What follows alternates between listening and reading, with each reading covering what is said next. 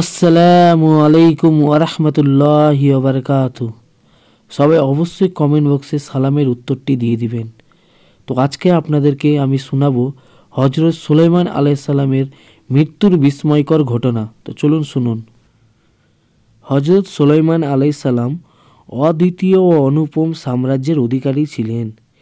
কেবল সমগ্র বিশ্বের নয়, বরং জিন জাতি, বিহঙ্গকুল ও বায়ুর ওপরও তার আদেশ কার্যকর ছিল। এত সব উপকরণ থাকা সত্ত্বেও তিনি মৃত্যুর কবল থেকে রেহাই পেলেন না।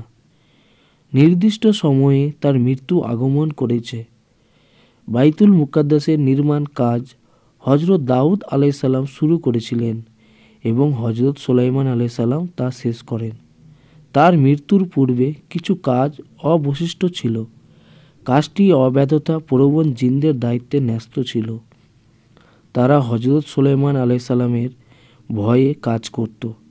তারা তার মৃত্যু সংবাদ অবগত হতে পারলে তৎক্ষণাৎ কাজ ছেড়ে দিত।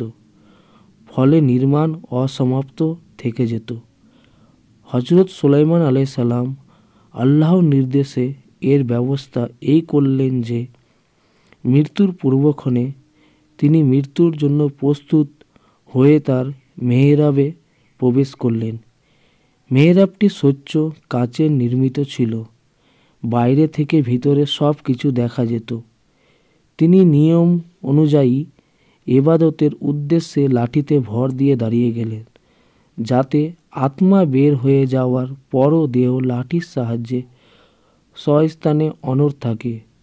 যথাসময়ে তার আত্মা দেহপিঞ্জর ছেড়ে গেল, কিন্তু লাঠির ওপর ভর করে তার দেহ অনড় থাকায় বাইরে থেকে মনে হতো তিনি ইবাদতে মশগুল রয়েছেন। কাছে গিয়ে দেখার সাধ্য জিনদের ছিল না। তারা জীবিত মনে করে দিনের পর দিন কাজ করতে লাগলো।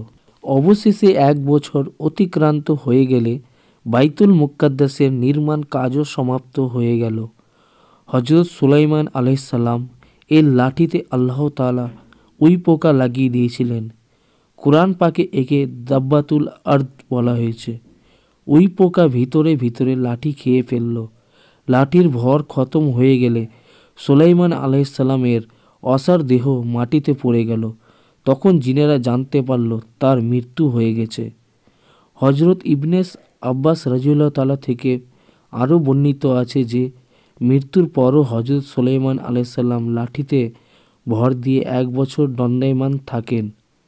কতক রিওয়ায়েতে আছে, জিনরা যখন জানতে পারল যে হজরত সুলাইমান আলাইসাল্লাম অনেক পূর্বেই মারা গেছেন, কিন্তু তারা টের পায়নি, তখন তার মৃত্যুর সময়কাল জানার জন্য একটি কাঠে উই পোকা ছেড়ে দিল। একদিন এক রাতে যতটুকু উই পোকা খেলো, সেটি হিসাব করে তারা আবিষ্কার করল যে হজরত সুলাইমান আলাইসাল্লামের লাঠি উইয়ে খেতে 1 বছর সময় লেগেছে।